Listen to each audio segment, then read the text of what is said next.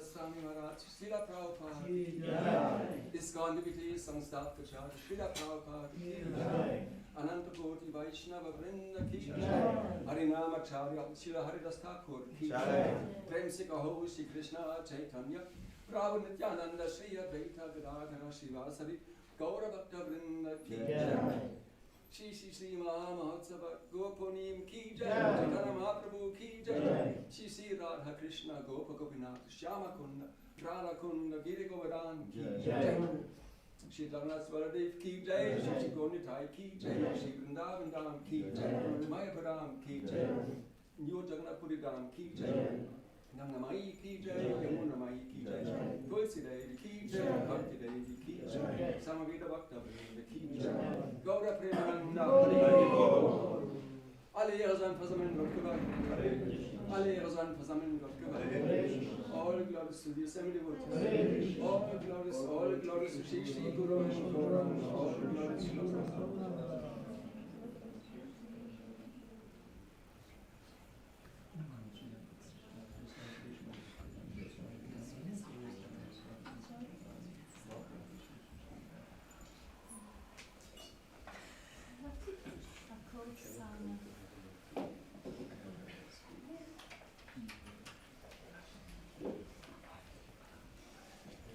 Sri Guru Vandana, the Lord is seated on our spiritual master, I bow down to his lotus feet with great awe and reverence. By his grace, I come across the ocean of material suffering and obtain the mercy of Krishna. My only wish is to have my consciousness purified by the words emanating from his lotus feet. Attachment to his lotus feet is the perfection that fulfills all desires. He opens my darkened eyes and fills my heart with joy. He is my Lord, birth after birth. From him ecstatic prema emanates. By him ignorance is destroyed. The Vedic scriptures sing of his character. Our spiritual master is the ocean of mercy, the friend of the poor and the noble, and the master of the devotees.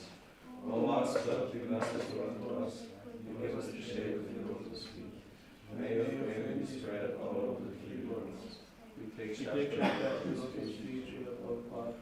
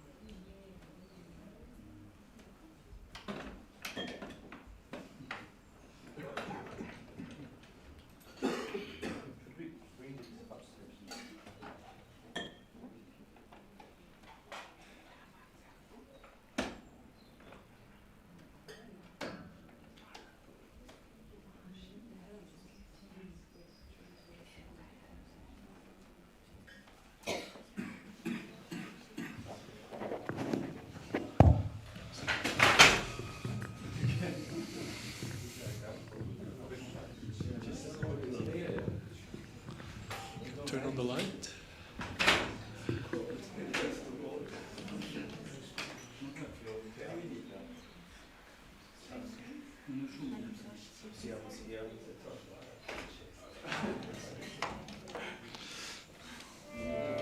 Jayarata Matava Kunja Bihari Jayarata Matava Kunja Bihari Jayarata Matava Kunja Bihari Jayarata Matava Kunja Bihari Gopichana Vallabha Girivardhari Gopichana Vallabha Girivardhari Gopichana Vallabha Girivardhari Gopichana Vallabha Girivardhari Yashodanandana Vrachachana Ranjana Yashodanandana Vrachachana Ranjana Yashodanandana Vrachachana Ranjana Yashodanandana Vrachachana Ranjana Yamuna Tiravana Chari Yamuna Tiravana Chari Yamuna Tiravana Chari Yamuna Tiravana Chari Jayarata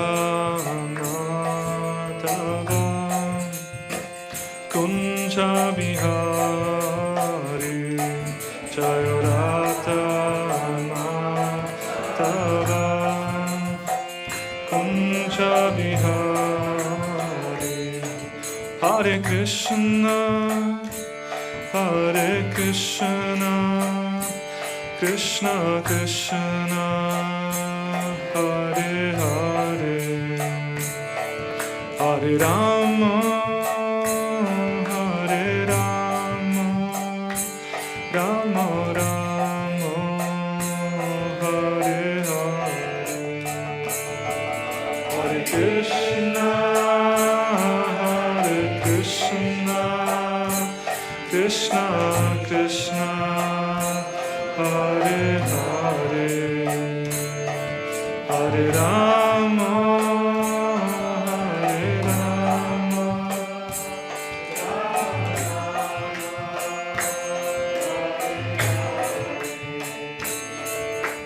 Hare Krishna Krishna Krishna Hare Hare Hare Rama Rama Rama Hare Hare Krishna Hare Krishna Krishna Krishna Hare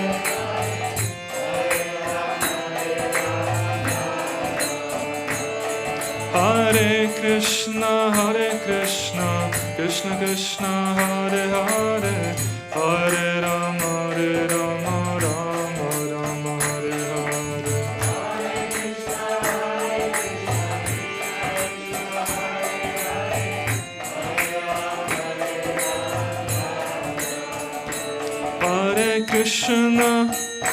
Hare Krishna Krishna Krishna Hare Hare Hare Rama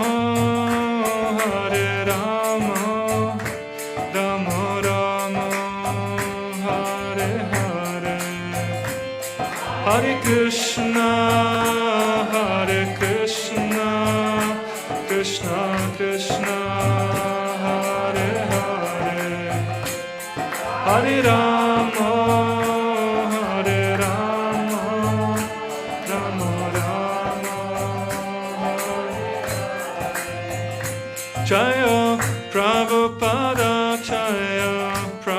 Prabhupada Jaya, Prabhupada Srila Prabhupada, Prabhupada Jaya, Prabhupada Jaya, Prabhupada Srila Prabhupada. Shri Radha Madhava ki jai, Shri Prabhupada ki jai.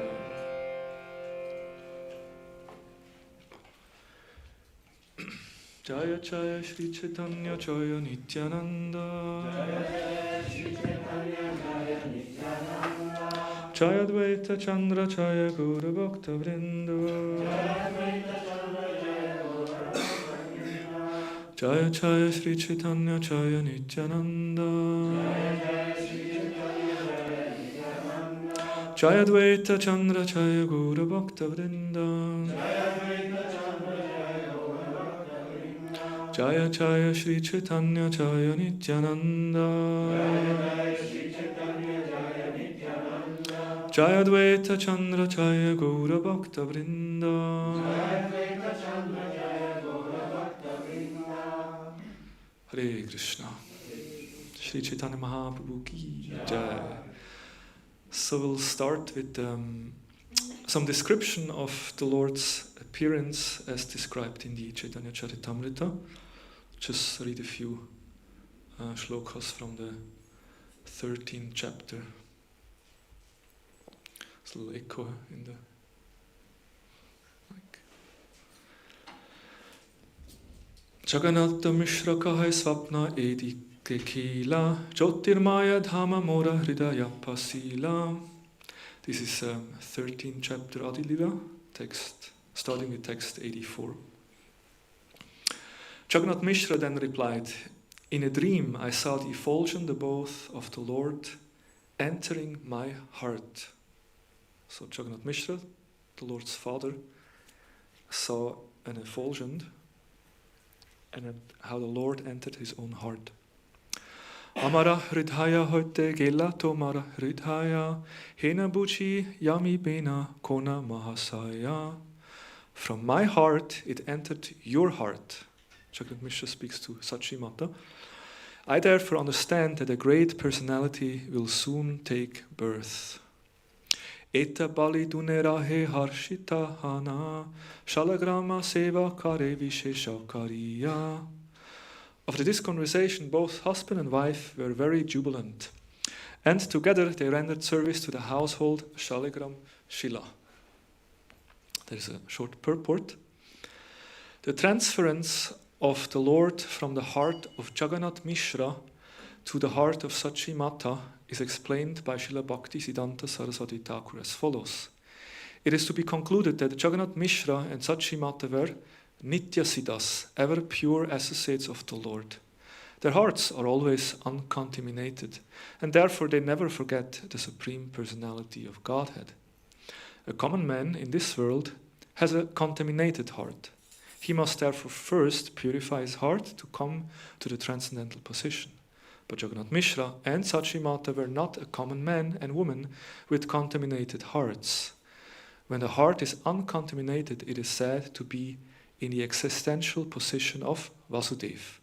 Vasudeva can beget Vasudeva or Krishna, who is transcendentally situated. So that's Bhaktisiddhanta's explanation. And Prabhupada continues. It is to be understood that Sachi Devi did not become pregnant as an ordinary woman becomes pregnant because of sense indulgence. One should not think the pregnancy of Sachi Mata to be that of an ordinary woman, because that is an offense. One can understand that pregnancy of Sachi Mata when one is actually advanced in spiritual consciousness and fully engaged in devotional service of the Lord. Then we have a quotation from the 10th canto, 10-16. Bhagavan abhi vishvatma bhaktanam abhyam karaha aviveshasham sabhagnena mana ana kadunda buddhe. This is a statement regarding the birth of Lord Krishna. The incarnation of the Lord entered the mind of Vasudeva and was then transferred to the mind of Devaki.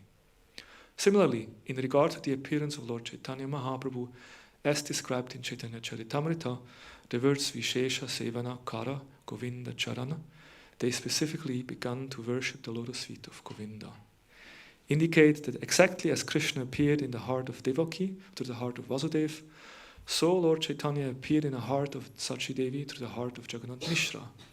This is the mystery of the appearance of Lord Chaitanya Mahaprabhu. Consequently, one should not think of Lord Chaitanya's appearance as that of a common man or living entity. This subject matter is a little difficult to understand, Prabhupada says. But for devotees of the Lord, it will not at all be difficult to realize the statements given by Krishnadas Kaviraj Goswami. End of the purport. Om Jnana Timirandasya Gananchana Shalakaya Chakshurun Militam Yena Tasmai Shri Gurave Namaha Shri Chaitanya Namabhistam Stapitam Yena Bhutale Swayam Rupa Kadamayam Dadati Swapadantikam Vanchakalpatarubhyascha Kripa Sindhubhya Evacha Patitanam Papanebhyo Vaishnavebhyo Namo Namaha Jaya Sri Krishna Chaitanya Prabhu Nityananda Shri Advaita Gadadhara Srivasadi Gaura Bhakta Vrinda Hare Krishna Krishna Krishna Hare Hare Hare Rama Rama Rama Hare Hare. So this is a beautiful description by Krishnadas Kaviraj Goswami, how Jagannath Mishra speaks to Sachi Mata and how they have this experience that the Lord appears in the mind of Jagannath Mishra, the heart, and then how Jagannath Mishra experiences how then the Lord actually from his heart enters into the heart or the womb of Sachi Mata, and how this transference or the entrance of the Lord into the body of his devotees is fully transcendental. As we learn in the Bhagavad Gita, Janma Karma Jame Divyam Evam Yoveti Tattva, how the Lord says that one should understand that my Janma and Karma, they are Divyam, they are divine. So that's certainly true for Sri Chaitanya Mahaprabhu as well. And I'll just read a few more shlokas from this section. Hoite haile garba traya dosha masa tattapi pumishta nahe mishra haila trasa. In this way the pregnancy approached his 13th month, but still there was no sign of the delivery of the child. Thus Jagannath Mishra became greatly apprehensive. Usually 9 months, right? We have some mothers in the room. After 9 months, I think you're ready to deliver, right? After 9 months. But it was 13 months. So then they consulted with Nilambara Chakravarti, who is the grandfather of Mahaprabhu. So he did an astrological calculation and said that in the very months, taking advantage of an auspicious moment, the child would take birth. So he could see, though there is some constellation coming up, which is extremely rare, extremely auspicious, that must be the time when the Lord appears. So thus, in a year 1407, or according to our calculation, 1486, in a month of Palgun, February, March, in the evening of a full moon day, the desired auspicious moment arrived. Aha kalanka gaura chandra dila darshana sakalinka chandra aretana prayojana. When the spotless moon of Chaitanya Mahaprabhu became visible, what would be the need for a moon full of black marks on its body? Like this morning we saw the beautiful full moon. Did you saw? Nice full moon. And of course, but the Gaura Chandra is also like a full moon. And when Gaura Chandra appears, what is the need of another moon, especially if the moon has many dark spots? It's not fully shining and fully white. It has some dark spots. So, Eta Jani Rahu Koila Chandrera Grahana Krishna Krishna Hariname Bhase Tribhuvana. Considering this consideration, Rahu, the black planet, covered the full moon, and immediately vibrations of Krishna Krishna inundated the 3 worlds. Jaya Jaya Dvani Hoila Sakala Bhuvana Chamatakra Hoya Loka Bhave Manamana. All people thus chanted the Hare Krishna Mahamantra during the lunar eclipse, and their minds were struck with wonder. When the whole world was thus chanting the holy name of the Supreme Personality of Godhead, Krishna, in the form of Gaurahari, advanced himself on the earth. So we know that usually a lunar or sun eclipse is not very auspicious. So then that's why in the Hindu tradition people, they go to take a bath in a holy river and they chant mantras. So usually it's considered to be not so auspicious, but Mahaprabhu took that opportunity or made such arrangement that it was very auspicious, and then Rahu still was there covering, and then people would actually chant the holy name. And this was, of course, an indication for the Lord's mission, because the Lord came to introduce the chanting of the holy name. So from the first moment the Lord appeared, people would follow the Yuga Dharma, chanting Hare Krishna, Krishna Krishna, Hare Hare, Hare Rama, Rama Rama, Hare Hare. So this is how the Lord appears, and this is what we celebrate today, the Lord's appearance. Now, why did the Lord appear? And of course, there is different reasons why the Lord appears. Krishnadas Kaviraj Goswami describes there is external reason and there is internal reasons, right? Someone remembers what are some external reasons? Why did the Lord come? Huh? Chanting the holy name, yes, to establish the Yuga Dharma, to establish the chanting of the holy name. Another reason is to re-establish Dharma. Yeah. He is very merciful, he comes to deliver everyone, yes. And also he came because his dear devotee Advaita Acharya was calling him. To answer the call of Advaita Acharya was another reason he came. Because Advaita Acharya was calling, the Lord came because of the Lord's, his devotees' call. And then the internal desires, we know this is described. The Lord had some desires, some personal desires. He wanted to understand what is the love of Srimati Radharani, what is my Rupa Madhurya, what is my beauty that Radharani is relishing, and what kind of happiness does Srimati Radharani experience. This is a very confidential internal reason the Lord came. And there are many other places we find indications for Gaura's descent in this world, which are fully in a line with Krishnadas Kaviraj's Goswami's description. We find different, for the external reason, we find many shlokas in different Puranas. Let me see, I can just mention a few. About the Yuga Dharma.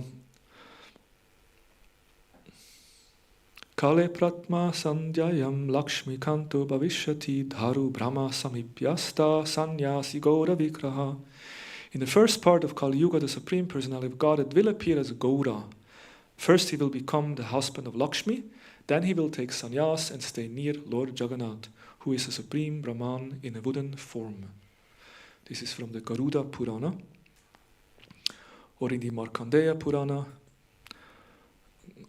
Golokam cha pratijaya lokanam tranaha karanat kaula gauranga rupena lila lavanya vigraha. During Kali Yuga I shall leave Goloka, and to save the inhabitants of the material world I shall become the handsome and playful Lord Gauranga. Okay, handsome and playful Gauranga I shall become. For what? Sri Chaitanya Dev said, because he's very compassionate to deliver the fallen. So in this way we find many statements in the Puranas about the Lord's appearance, especially about his external reasons. But there is other descriptions, and this we find in Lochand Das Sri Chaitanya Mangala. And this is a conversation between Murari Gupta and Damodar Pandit. Damodar Pandit is asking, why did the Lord appear? He's asking several questions. Let me see. The questions. So, Damodar asking, please explain why Lord Gauranga appeared. Why did he remove his dress as a gallant lover to adopt the dress of a sannyasi? Why did the Supreme Personality of Godhead Sri Krishna leave his Shyam Varna, cloud blue color, and assume a golden form? Why did he travel so widely to preach? Why did he cry when he chanting Radha Govinda? Why did he distribute Prema Bhakti in each and every home?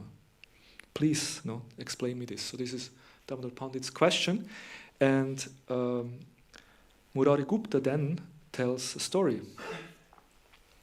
And this story answers these questions. And the story begins with in Dwaraka. It's described how Krishna, leaving the palace of Satyabhama, decided to visit the palace of Queen Rukmini. And as soon as Rukmini learned that Krishna was coming to her, she was filled with ecstasy, and she started to make all kinds of arrangements. Although everything was spotless, she started to clean, like in Vaikuntha or in Dwaraka. There is, it's always spotless clean, but still everyone is cleaning and making everything very nice. And then when the Lord appeared, Queen Rukmini, along with Mitravinda and Nagnachiti, joyfully received Lord Krishna. They washed the Lord's feet with scent and water, offered arati, and then Rukmini, she took Krishna's feet as her only property. Rukmini held the lotus feet of the Lord to her breast while looking lovingly at the Lord, and Rukmini started to cry and cry and cry. And Krishna was confused. What's going on? Why is my wife crying so much? So he was asking. He became astonished and asked, "Oh Devi, I can't understand why you're weeping. Please tell me why you're crying so profusely." And then Krishna was considering, maybe you're still feeling sad because I joked with you. Do you remember Krishna book, 10th canto? At some point, it's beautiful. I love this chapter. It's very beautiful, very sweet. It's described how Rukmini is worshipping Krishna, and Krishna is there, and then he starts to, actually, Rukmini, why did you marry me? No, you're a prince, and I'm just, a cowherd boy. And everyone knows my character. I'm a very naughty person. But you're a very, very wonderful lady, you princess. You should have married, Shishupal or some other great king. Why did you marry me? Like this. And then she became very disturbed. And actually she's cried, and actually she fainted. And then Krishna of Goa, he kind of, no, I'm just joking. And then he kind of glorified her. And but then, it was like Rukmini was really hurt.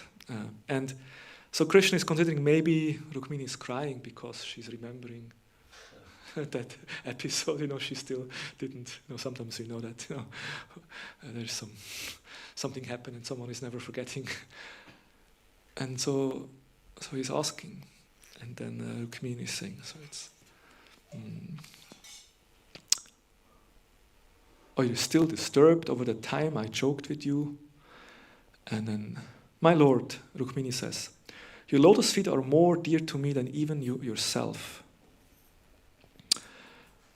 You know everything there is to know, but how is it that you don't understand the heart of one who loves your lotus feet? You will understand the intensity of the love I feel if you cultivate Radha Bhav, the mood of Srimati Radharani's selfless love within your heart. Becoming astonished by hearing these words of his dearmost queen, Lord Krishna asked again. He couldn't understand. "Oh Devi, I don't understand exactly what you say. What is it that remains unknown to me?" And then she continues. Rukmini replied, "My dear Lord, you are the crest jewel of all transcendental qualities. Within your heart you can't know why I'm crying, even though everything else is known to you. You don't know the power of your lotus feet.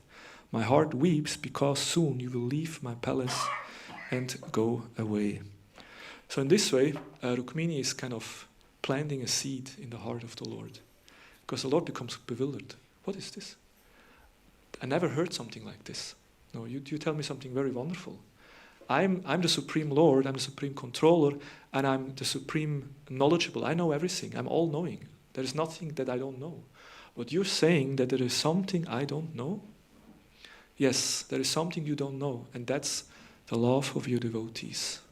You don't really know what it means to love you.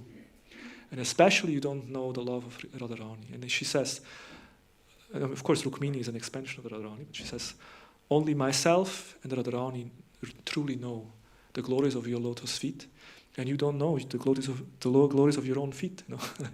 like only the devotees can understand. So the Lord becomes kind of puzzled.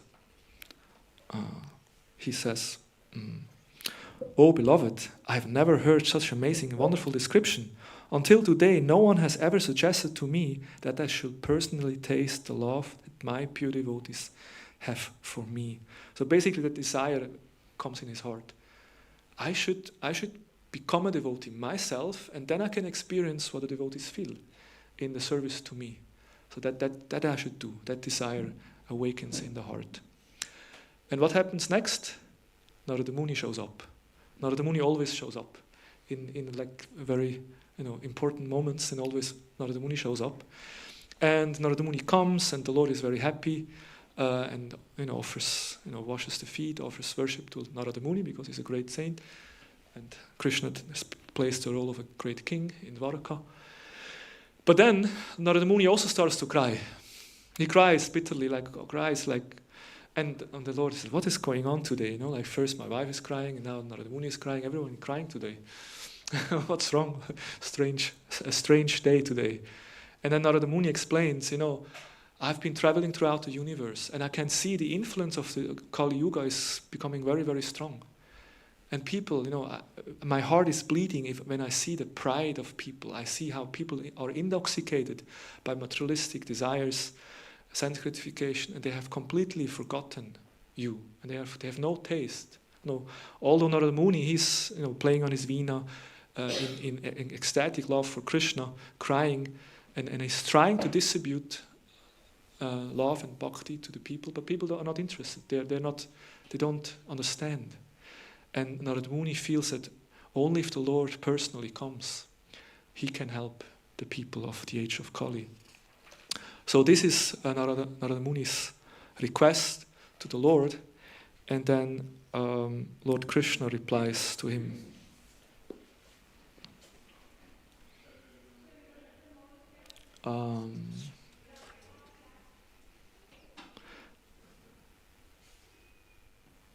Then Krishna explained the qualities of his incarnation. He says, "Listen, Narada, I just heard a wonderful description of Rukmini. As a result of that, I want to promise you, Narada, that in the age of Kali, I will manifest a form filled with humility. I shall become a devotee myself in order to taste the happiness relished by my pure devotees. Not only will I experience the bliss of Prema Bhakti, but I will give it out to everyone in this world. Although I am the Supreme Lord, I will appear as my own devotee. In the association of other devotees, I will freely distribute my love by performing Harinam Sankirtan, congregational chanting of my holy names. I will appear in the transcendental abode of Navadvip in Sridham Mayapur within the home of Sachi Mata." So this is a beautiful description given by Dwarkadish, the Lord of Krishna in Dwaraka. He predicts, or he explains that he will come as Gaura Hari. So, and I like this story very much. Why? Because this story gives us the origin of both the internal and the external reasons the Lord comes. The internal reason, because Krishna was agitated by Rukmini's words. Actually, yes, I should learn, I should understand what is the feeling and love of a devotee. And second, because Narada Muni felt so much compassion and wanted to deliver everyone, so the Lord says, yes, we will fulfill that also. And that's why it's described in the Chaitanya Bhagavat. The most magnificent Supreme Personality of Godhead, known as Gaura Krishna, distributed to everyone, even to the lowest man, his own confidential treasure in the form of the nectarian love of himself and the holy name. This was never given to the people at any time before. I therefore offer my respectful obeisances unto him. So, Keshav Maharaj, in his CC Compact seminar, he says, if you want to phrase the essence of Gauranga Mahaprabhu, how would you say in 4 words, the essence of Gauranga? Maharaj says, one phrase to sum up his life: highest to the lowest. That's Mahaprabhu. He gives the highest to the lowest. He comes from the highest planet down to the lowest material world in the Kali Yuga. He himself is a supreme person, he is the highest, takes his position of being a simple servant, the lowest.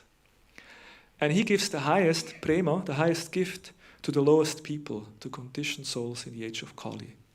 So, in this way, that's Gauranga. That's the sum and substance of Sri Chaitanya Mahaprabhu.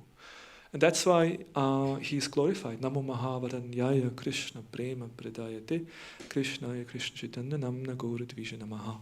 Because he's such a munificent or such a merciful, compassionate form that he gives the highest to the lowest without any discrimination.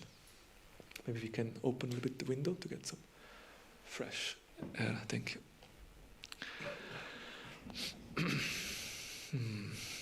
So,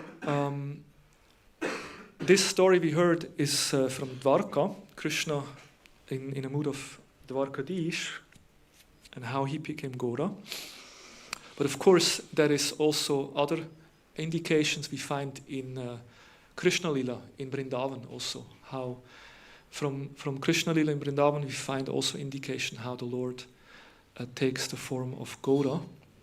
And of course we know there's actually no difference between Vrindavan and Navadvip. There is no difference between Krishna and Gaura. They are the same, one and the same. Only difference is that Krishna is blue, Gaura is yellow, and basically Gaura is in the mood of a devotee. And some acharyas even say that actually Gauranga is a ripened form. No? If you have a mango, you have a green mango and you have a yellow mango. Which mango tastes more sweet? The golden mango, right? So sometimes it's said that Shyama Sundar is like green mango. And it sounds like an apparat. How can you say Shyama Sundar is a green mango? But Gaura Sundar is a golden mango because he's fully ripened. Because as Shyama Sundar, Krishna doesn't know really so much. He doesn't know his own love. But as Gaura, it's Krishna taking the mood of Srimati Radharani. That's why getting a golden complexion, and then he experienced that love, and then it becomes more mature. There's more. This prema bhakti is there. So that's why usually in the Gaudiya tradition we always find like Bhaktisiddhanta would always install Radha Krishna, but never alone. Always with Gaura. No, you have Radha Krishna deities, and then you always have Gaura next to Radha Krishna. This indicates that Gauranga is Sri Krishna Chaitanya, Radha Krishna na Anya. Gauranga is no one else, no different from Radha and Krishna. And of course, Srila Prabhupada, we could question why did Prabhupada not also do the same, install Radha Krishna and Gaura? Prabhupada understood, I'm going to the West. I'm preaching in the West. And who is there in the West? Many Chagai and Madais. And who delivered Chagai and Madai? Gaur-Nitai. That's why we bring Gaur-Nitai to the West. We need Nityananda. We need the mercy. Gauranga is already very merciful, but who is more merciful than Gauranga? Nityananda is more merciful than Gauranga. That's why Prabhupada brought Gaur-Nitai. So because Gaur-Nitai, they are extremely merciful. And that's exactly what we need, at least what I need. The mercy of Gaur-Nitai. Jagannath Baladev Sudra, Shishi Gaur-Nitai Ki Jai.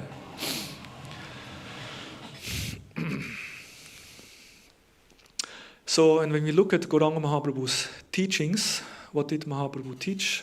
This is beautifully described. Shri Vishnava Chakra Thakur comments, Aradhya Bhagavan Vrajesha Tanyas Tadadham Vrindavana Ramas Kachit Pashan Vraja Vadu Vargina Srimad Bhagavatam Pramanam Amalam Prema Puma Artu Mahan Sri Chaitanya Mahaprabhur Matam Idam Tatrada Na Paraha. The Supreme Personality of Godhead, the Son of Nanda Maharaj, is worshipable along with his transcendental abode Vrindavan. The most pleasing form of worship of the Lord is that which is performed by the gopis of Vrindavan. Srimad Bhagavatam is the spotless authority on all the spiritual truth and pure love of God. Prema is the supreme goal of life for all beings. These statements, for which we have the highest regard, are the opinion of Sri Chaitanya Mahaprabhu, and nothing is superior to this. So basically, summary in that's 4 teachings, Mahaprabhu. The goal is pure love of God, Prema. The object of that love is Krishna, but not any Krishna, but Krishna in Vrindavan. Now we have Krishna in South India on the altar. Actually, when I saw the altar, I thought, oh Krishna, if I would have known, I could have spoken about Mahaprabhu traveling in South India. We could have spoken about that katha, Mahaprabhu in Sri Rangam, Mahaprabhu in... But yeah, unfortunately, I'm not so spontaneous. But yeah, beautiful altar. Thank you to the pujaris who made this amazing arrangement.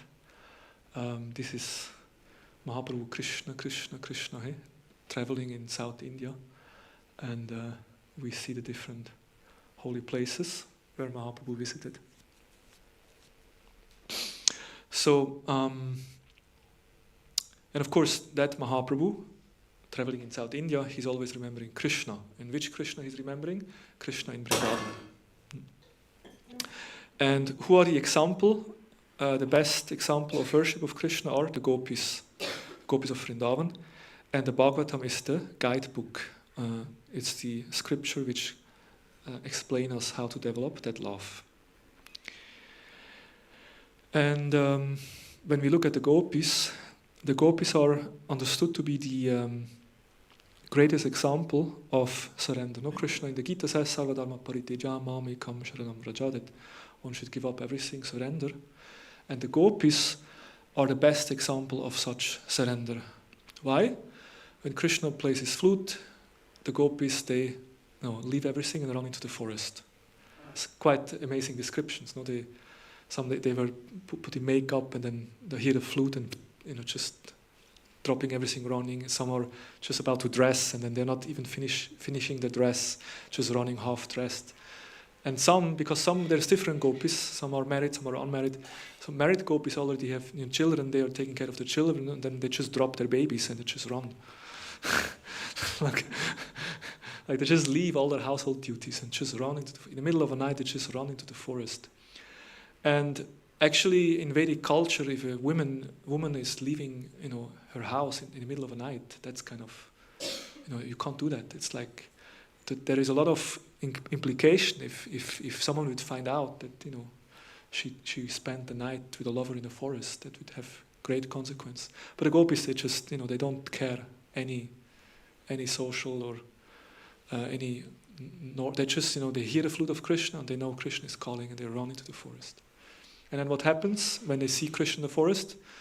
Krishna is again making jokes. He tells them, "What are you doing here in the forest? It's the middle of the night. Very, very dangerous place. There is very dangerous animals. You better go home." And they're like, "What? You're calling us here, and we are risking our lives to come here, and then you're sending us home." And of course, Krishna then, after teasing them, Krishna performs Ras Leela, dances with the gopis. But then, all of a sudden, Krishna disappears again. And it's described how the gopis then become very, very distressed because, all of a sudden Krishna is gone. And they sing the Gopi Gita and then feeling intense separation. And this separation, and we will hear more about this, because Sri Chaitanya Mahaprabhu, he took up that mood, that Vipralamba mood, always in separation to Krishna. And when we hear about separation, sometimes, I don't know how you feel about it, but if we hear the description of how the gopis were crying for Krishna, especially when Krishna finally leaves Vrindavan, and is never returning to Vrindavan, and the gopis are just waiting, and everyone is crying, and everyone waiting for Krishna. Sometimes we may wonder, do I really want to go to the spiritual world and then just be there and cry because Krishna is not there? I don't understand this Vipralamba, and they say this is the highest, crying for Krishna, being in separation is the highest. So sometimes it becomes a bit bewildering. But there is a reason why Krishna is doing that. And this is described in this episode, that after Krishna returned and they completed the Rasa dance, the gopis were surrounding with Krishna, they were sitting and had many, many questions. Because they had doubts. How is it that Krishna left us in the middle of the dance? Because we have a pure love, we have so much intense love. If Krishna is even leaving us, what to speak of others? How is it possible? What kind of person is Krishna that he just leaves his dear devotees? So they're asking Krishna. We see there is different types of reciprocators. So different people, they interact with others in different ways. So one category, those who reciprocate only towards those who love them. If you love them, they will love you. That's one category. If I love Rasa Shai, then he also loves me. But if I don't love him, he doesn't know me. But if I show affection, he shows affection. I mean, just an example. But that's one category. Someone loves, if you love, then they also love. That's one category. Other category, even if you don't love them, they will still love you. Even if you don't serve them, they still are very kind and compassionate. So another category of people, they just love everyone. Whether you love them or not, they will just love. That's very. And there is another category, the third category. They're just indifferent. They're neutral. They're in their own world. They're like some yogis who are just sitting there and closed eyes, and they're not. They're detached. They're not interacting with anyone. They're neither love nor hate. They're just neutrals. So the gopis ask, so which category are you, Krishna? No. They were kind of asking him, because they felt, how can he leave us? Maybe he's in the third category, just kind of very detached. So how is he not loving us? And then Krishna actually says that he doesn't belong in any of these categories. He's in the fourth category, or we can say, so he says, I purposely keep my devotees in separation. I purposely create a situation of separation between myself and my devotees so that their longing for me increases, their love for me increases, and their remembrance of me increases. So, and when Krishna is separated, then the devotees long for him, and that actually increases their love. So it's not that Krishna is a very bad person and just leaves them alone in the forest, but he just wants to make their love greater. And then the gopis understood, and they were somewhat satisfied, and then Krishna actually revealed that actually I belong to even a different category because I'm ashamed, because I don't have the capacity to reciprocate with your love, because you love me so much, and I'm not able to really reciprocate, and that's why actually I'm indebted. And there comes this famous verse, na paraya ham nirvadaya samyuchatam, that actually I'm not able to repay. No, I'm not able to repay my debt to you, because, and it's interesting because the gopis, they only have one object of love. It's Krishna. And they just love him. And they're completely focused on him. But Krishna, he loves so many of them. It's not that Krishna he's not equally focused on just one of them. Of course, we can say he loves Radharani the most. But still, he's interacting with so many different devotees. So it's kind of different. And that's why Krishna feels that actually I'm indebted to my devotees. And that's another connection we find to Sri Chaitanya Mahaprabhu. Because Krishna feels he cannot repay, because Krishna is the Vishaya, he's the object of love, and the gopis are the abode of love. They are the ashray. They have love, and they give it to Krishna, and Krishna is the one who receives. And that's why, to understand the love of the gopis, Radharani, to understand their own feelings, so then Mahaprabhu takes on the mood of a devotee, and he comes as Gauranga.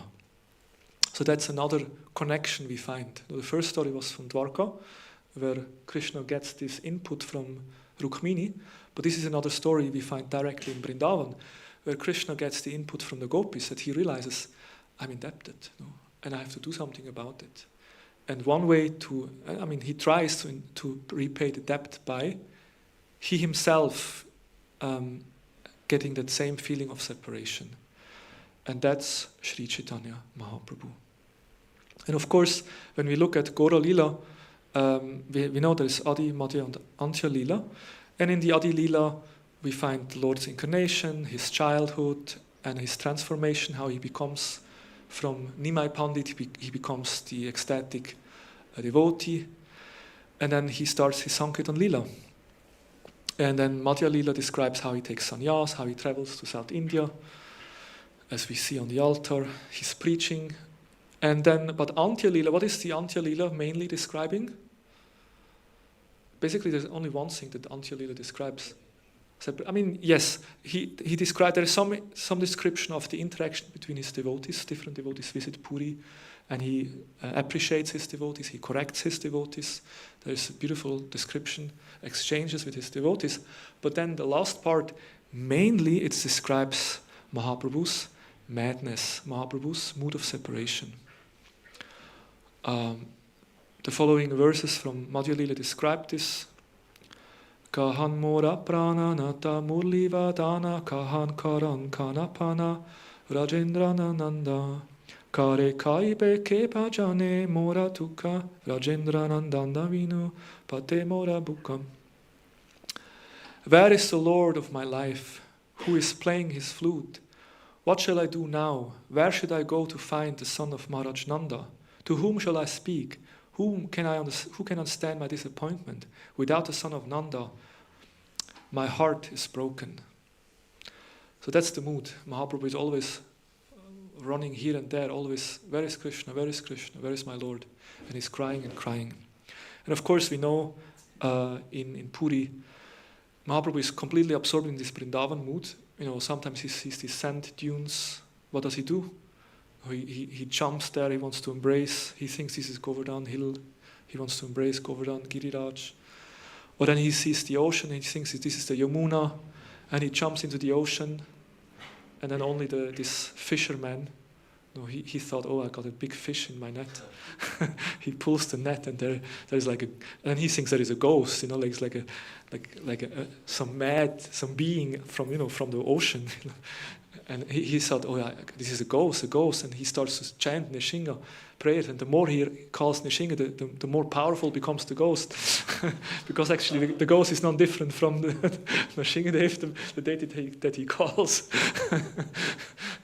Finally the devotees come, and the Lord comes back to his external consciousness. But there's many stories how the Lord completely loses himself, completely in his internal, in his mood of separation. He's constantly remembering Krishna, and he loses his external consciousness. And some of you might thinking now, hey, what you're talking, Krishna Prema, this is very, what do we have to do with this? But actually, we do have, this is actually very relevant for our own practice, and I will just come to that. Srila Prabhupada says, Lord Chaitanya taught people in general, the method of Vipralamba Seva, which is the method of rendering service unto the Supreme Personality of Godhead in a feeling of separation. The six Goswamis also taught worship of Krishna in the feeling of the gopis in separation. Srinivasacharya said that the Goswamis were always absorbed in the ocean of transcendental feelings in the mood of the gopis. When they lived in Vrindavan, they were searching for Krishna, crying, "Where are you, Krishna? O gopis, where are you? Where are you, Srimati Radharani?" They never said, "We have now seen Radha and Krishna, and therefore our mission is fulfilled." Their mission remained always unfulfilled. They never met Radha and Krishna. So that's the mood. That, I've seen Krishna. No, where is Krishna? Where is Krishna? And Prabhupada says, Mahaprabhu taught people in general the method of Vipralamba Seva. So this is it's not only the highest feelings of the gopis, but it's also a method in regards to seva. How do we render our service? We should render the service in that mood. And again, when we speak of separation, of course we understand we actually want to see Radha and Krishna together. We like to see union, but actually Krishna desires separation sometimes just to increase that love, as we said before. Like Sambandha und Vipralamba, this is basically Sambhoga and Vipralamba. These are basically two aspects of the pastimes. And I just heard this recently in a lecture by Hari Parshad. Do you know Hari Parshad, Prabhu? He's a very Sanskrit scholar, amazing classes, always quoting one shloka after the other. So he beautifully described this. I thought I'd just like to share this, and then we slowly wrap up and also explain how we can connect all of this to our practice. So here it describes these 4 types of separation. One is Purva Raga. That's love before meeting. So there's a deep attraction that arises before the lovers actually meet. That means someone feels separation to Krishna before they have met. Like Rukmini, when she has never met Krishna, and she wrote that letter. No? She wrote a letter, oh Krishna, please come and kidnap me. Please marry me. Rukmini has never seen Krishna, just heard about him, but she felt separation. And that was Purvarag. Then is Mana, is loving, jealous, or sulky anger. Sometimes when Radha and Krishna, they feel some transcendental anger and then they are separated. That's one kind of separation, that's Mana. And there is Prema Vaichitya, that's feeling separation even in presence. And we saw that in the past, and we heard in the beginning that Krishna came to Krishna came to Rukmini. Rukmini worshipped Krishna, and then Rukmini took Krishna's feet, and she cried. And why did she cry? Because she said, "You will soon go. You will soon leave." So although there is actually union, the devotee feels separation in the presence. And there is pravasa, is the last physical separation due to distance. Like if actually there is separation. And in Vrindavan itself, whenever Krishna in the morning goes with the cows, then the gopis, everyone feels separation from Krishna. And in the evening, Krishna comes back and then they are again happy. So in Vrindavan, there is only short separation.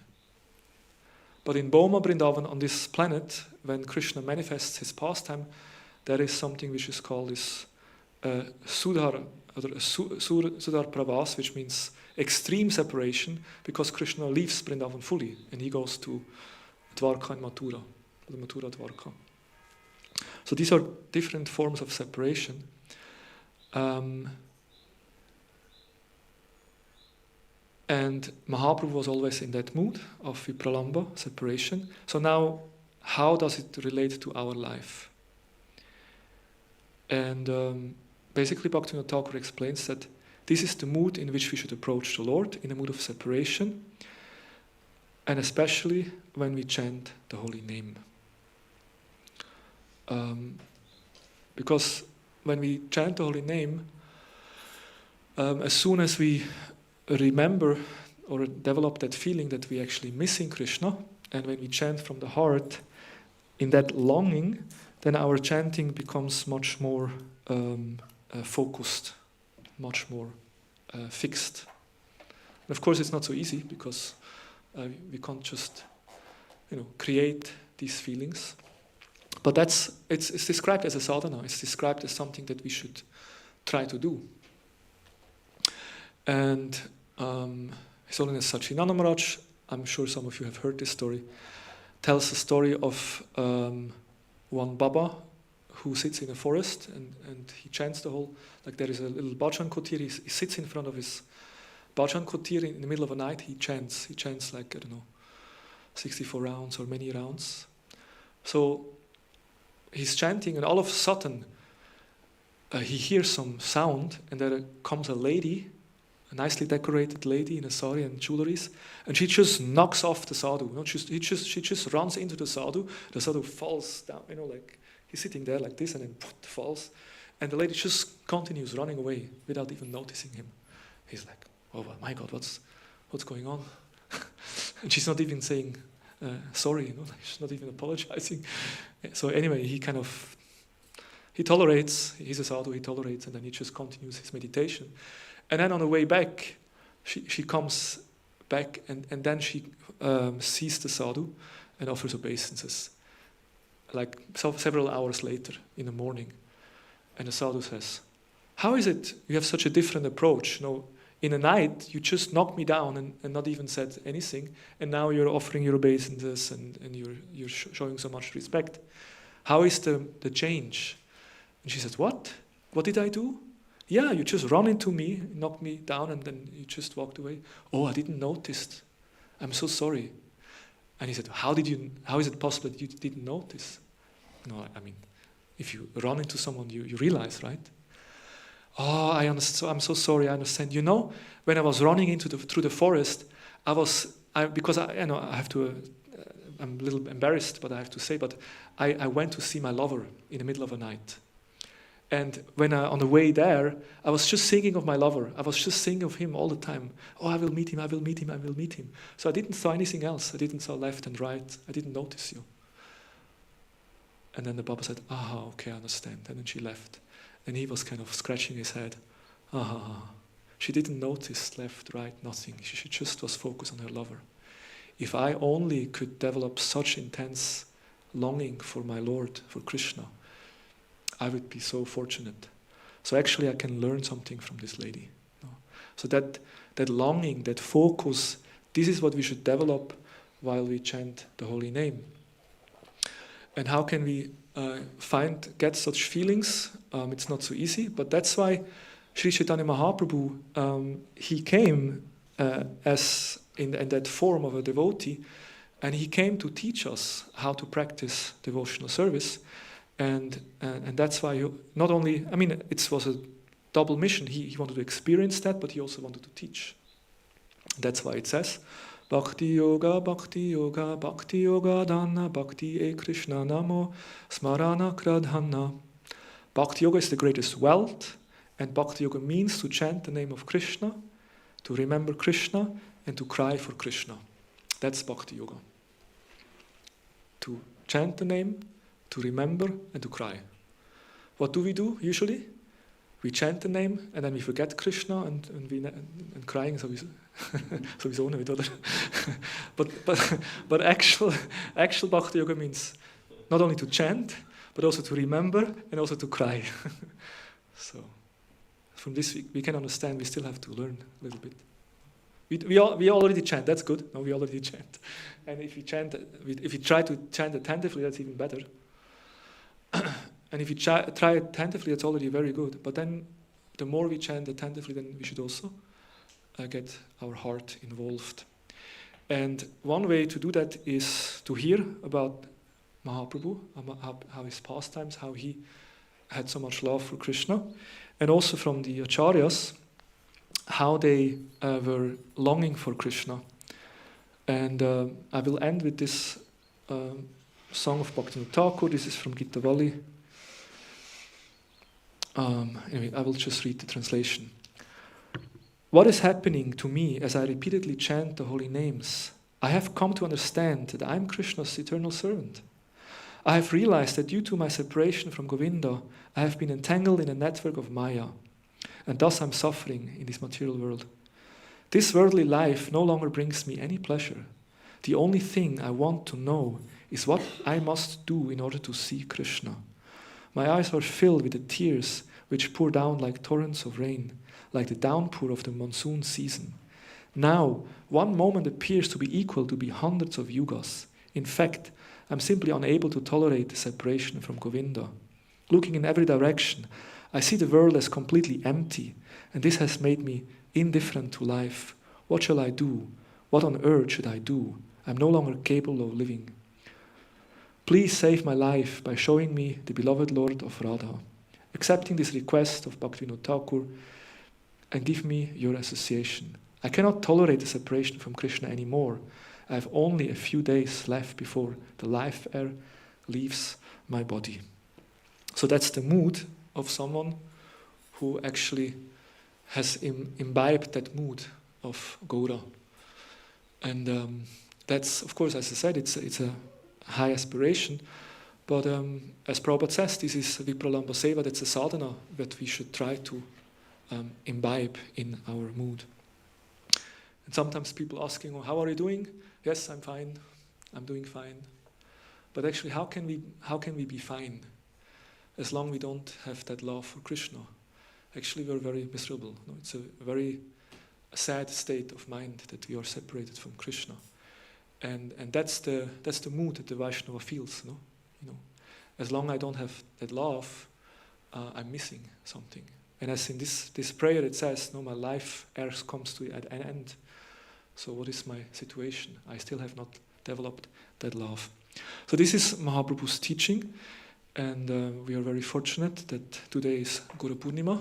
The Lord appears today, or has appeared today, and we can offer our prayers to the Lord that we may, can learn from His example, try to understand deeper meaning of His appearance, and also try to apply some of this mood in our practice, in our daily practice of sadhana. Hare Krishna. This is what I wanted to share. Any comments or questions on this topic?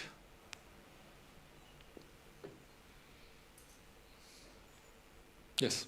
Yeah, I'm wondering, because you say you're supposed to cultivate this mood, Vipralamba Seva, and then we saw the Lord Chaitanya Mahaprabhu, he shows so many ecstatic symptoms. But we are a preaching movement, and I'm wondering a little bit if we start to cultivate in such a way that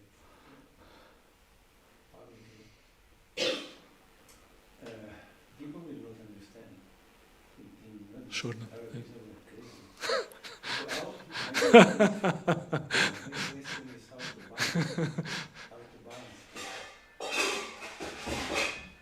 Yes. Confirmed, how to balance. Yeah, that's why the Lord has an internal reason and external reason. The Lord comes with an internal reason, external reason. And I mean, that also was showed by the Lord in a sense that, in public, Mahaprabhu did not discuss confidential matters so much. He would do kirtan, and only, amongst the devotees, he would, speak more about these things. I was considering, it's the morning class, it's not the afternoon, it's only the devotees, so we can talk a little bit more. I prepared another class. Actually, yesterday afternoon I was preparing one class, and after 1 hour, 2 hours, I said, okay, but I'm not satisfied, I want to do something else, and then I prepared this class. The first class was more about how can we understand that an avatar is actually an avatar, and what is a proof that Mahaprabhu is actually God. But then I felt I want to speak about this, just because this is more amongst devotees, and we need also to hear these things. There is sadhana, there is a sadhaka, and there is a sadhya. No? We are the sadhakas, we are the practitioners, and there is the process, this is the sadhana, and there is the sadhya, there is the goal. And as practitioners, we need to hear about the goal. And we don't do that so often. We don't hear so much about the goal. So that's why sometimes it's important to hear about the goal and to hear about these more confidential things. But yes, we are a preaching movement, and when I say that we should develop that mood, it's not. That doesn't mean that we should show it outside. We can sit here in the temple room in front of Prabhupada and chant the holy name, and we can internally feel separation, and we can internally feel very close, and others may not notice what we feel. No.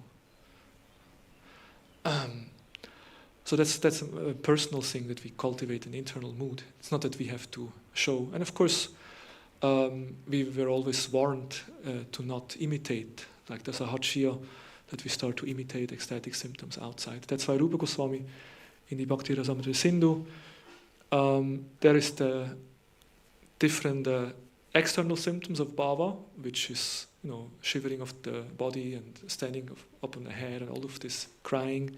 But then there is a characteristic of one in bhava.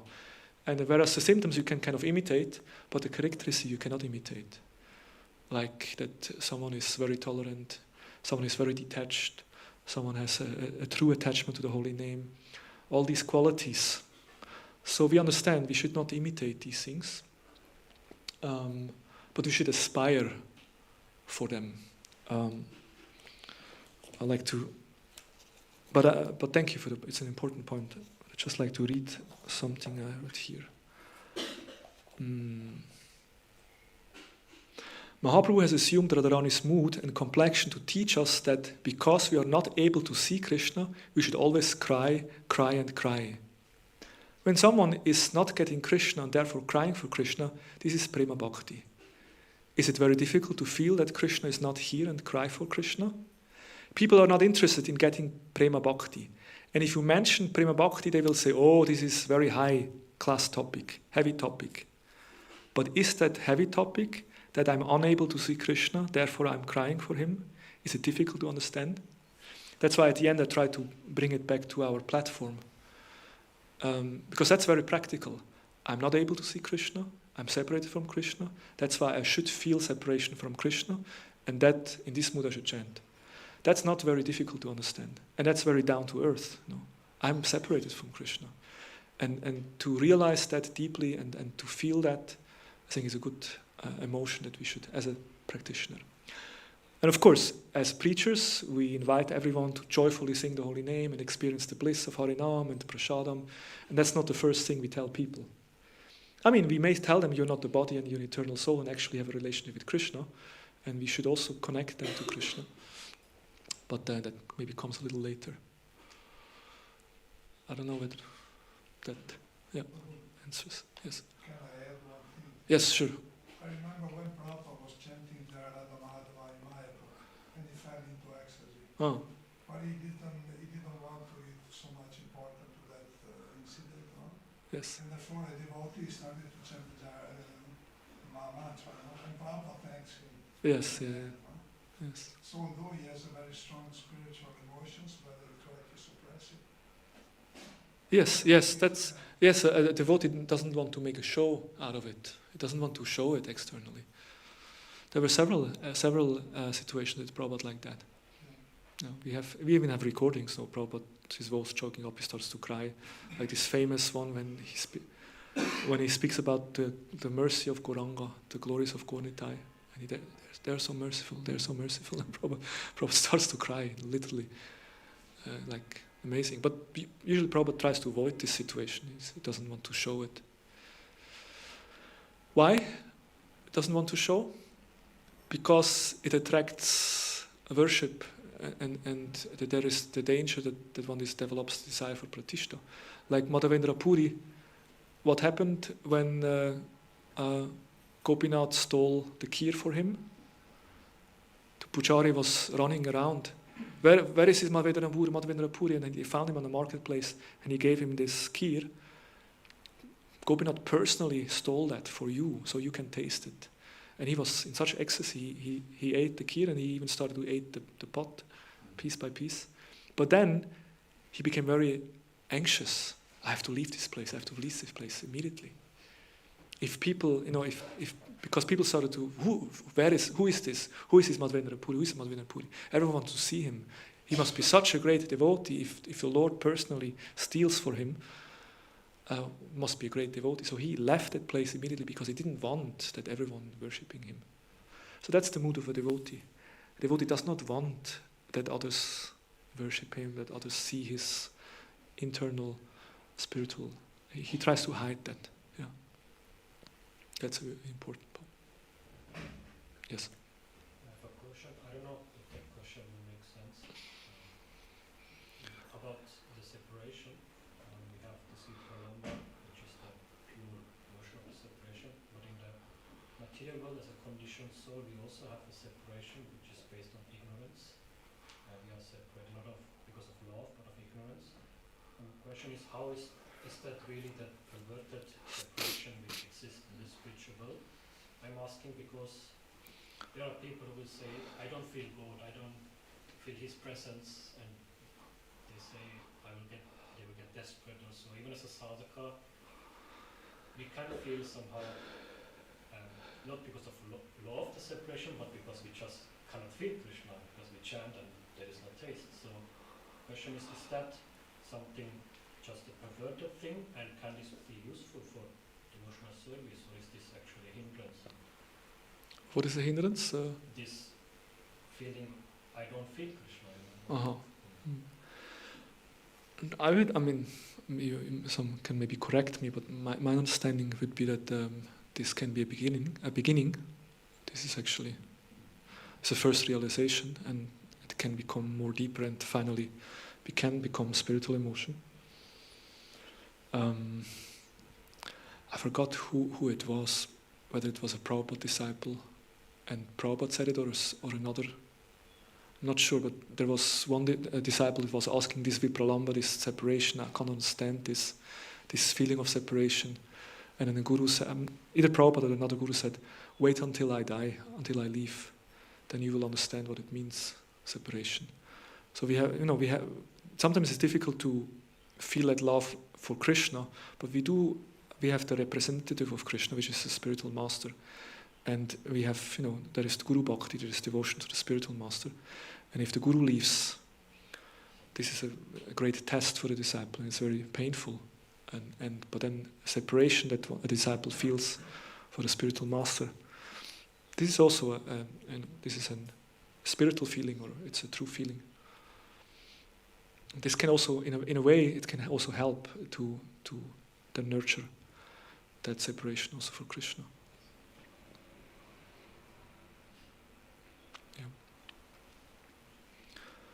Yes. Just to the point of Bhakti Prabhu, one pastime came to my mind. I think we can learn a lot as sadhakas also how to maybe not cultivate this feeling of separation in the wrong mood, the right mood. And this is when Rupa and Sanatan, they were living in Ramkeli, and they knew Mahaprabhu is down there, and they were feeling such separation. And they could have gone, but they were busy in the service of the Shah. And in the Chaitanya Charitamrita, then there is this section where Mahaprabhu speaks to them when he meets them, and he says, you wrote to me letters all the time, and I could understand your feeling of separation. And then he quotes this verse, which Prabhupada also quotes here and there. If a woman is attached to a man other than her husband, she will be very busy in carrying out her household affairs. But within her heart, she is always relishing feelings of association with her partner. Confirmed. Prabhupada is confirming. We don't have to show it externally, yes, but we continue even more beautiful externally. Thank you. Yeah, that's a very nice. Thank you for sharing. At least it's a very spiritual ringtone. You can't complain, right? Yes. Thank you for quoting that. That's exactly the mood that Acharyas emphasized. That even though internally we may develop these feelings, it doesn't mean that externally we become mad and neglect, but externally we are sober and even perform our duties more pakha and perfect. But internally we cultivate the mood, not showing externally. Yeah. Thank you. The example is kind of interesting. Like a woman who has a lover, and so she doesn't want that the husband recognizes, so she behaves very pakha. But actually inside she cultivates that mood. Yeah. Yes. Yes. I'll slowly come to that. Yeah. Thank you for the wonderful details in the class, inspirations. My question would be, you spoke about it, but please can you repeat it shortly, because it's not written enough. You told, because we are not seeing Krishna, we should cry for him, and the different steps in our sadhana are important. Maybe you can please repeat it. different steps. Did I give steps? I don't know. I don't know whether I gave some steps. Yeah, that we should concentrate on something. Aha, I mean, I quoted this. This is from Chaitanya. Maybe this is from Chaitanya Bhagavat. That Bhakti Yoga means to chant the name of Krishna, remember Krishna, and cry for Krishna. Did you mean this one? Yeah, that kind of practical. Because yeah, what is Bhakti Yoga? You know, so this is. I mean, there's many ways we can explain Bhakti Yoga. Rupa Goswami describes Bhakti Yoga as engaging the mind and the senses in the Lord's service, and always remembering Krishna, never forgetting Krishna. And here it also says that chanting His name, remembering Him, and then also crying, which indicates that the chanting requires feeling. Srila Prabhupada explains in the Prayers of Queen Kunti in a purport. Prabhupada explains that actually when we find this description of the power of the holy name, these descriptions are not exaggeration, or actually this is the power. You know, we say that clapping in the hand and the birds fly away. So similarly, clapping in the hand or chanting the holy names, the birds of sinful activities fly away. Chanting is very powerful. One Maha Mantra is as powerful as can destroy more sins that we can ever commit. Prabhupada says these kind of statements are not wrong, but Prabhupada said, but there is a quality of chanting is required to actually know that the holy name can manifest its power. There is a quality of chanting, and Prabhupada says, and that means one has to chant with feeling. There is chanting with emotion is required. And only if one is chanting with feeling, then the holy name actually can manifest that power. And that's the same thing what is described here. One should chant the name, remember, and then one should cry. And that's basically what I wanted to share in this class, that this is needed. And you know, because there is always a danger of mechanical practice, we just do our sadhana, do our service, but it becomes mechanically. And when we look at Mahaprabhu's life, he shows how much feeling is important. Yeah. I don't know whether I answered your question, but I just said something else again. Yes. Yes. And of course, I understand when we give these kind of classes, to give a full picture, I would have to speak 1 more hour about Mahaprabhu's external reasons, and we should speak about the glories of Harinam Sankirtan, the glories of chanting the holy name, spreading the holy name, sharing the name, preaching. And after 2 hours, then we would have a complete class, right? I agree that would be a complete class. But who is willing to sit another hour? So we just emphasize on one aspect a bit more today. But we have another class in the afternoon, and we're looking forward to hear more about Mahaprabhu's glories in the afternoon. Shri Chaitanya Mahaprabhu ki jai, Gaura Purnima Mahamahotsava ki jai, Srila Prabhupada ki jai, Gaur Premanande Hari Hari Bol.